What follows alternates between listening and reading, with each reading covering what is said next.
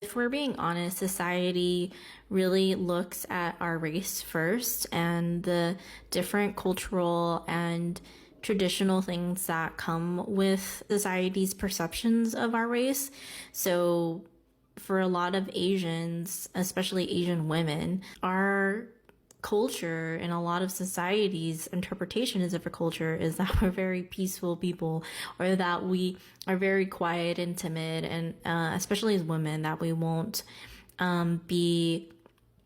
going against the grain or going against authority. And for most cases, I was kind of like that, but definitely when I was a teenager and I started to see the inconsistencies, especially like the whole patriarchal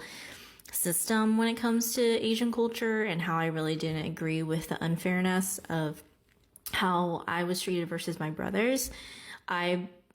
really went against that stereotype. And I think that was more when my autism was really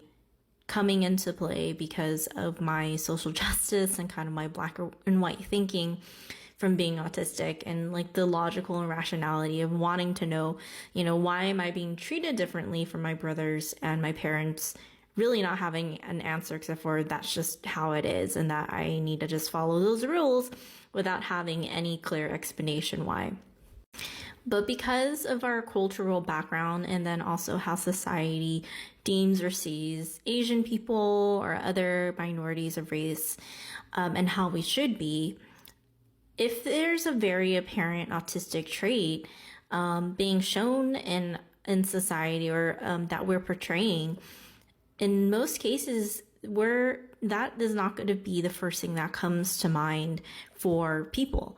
In general, I'm usually a pretty quiet person, but especially when I'm burnt out from a lot of social interaction at work or with people and friends, I'm even quieter, and I really need to not talk and be in my own space. But sometimes, in the past, like people, because I was so quiet, like that would be attributed to maybe my being Asian, because of how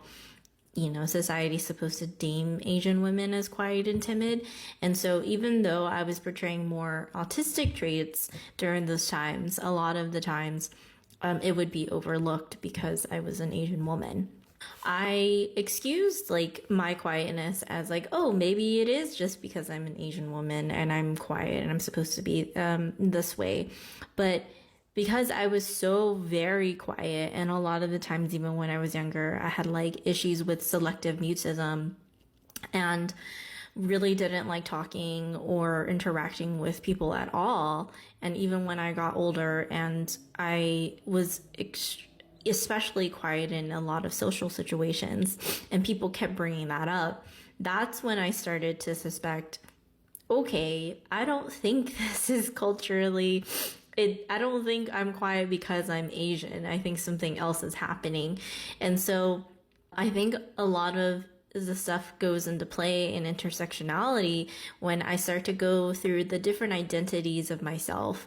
and trying to see, okay, why is this aspect or trait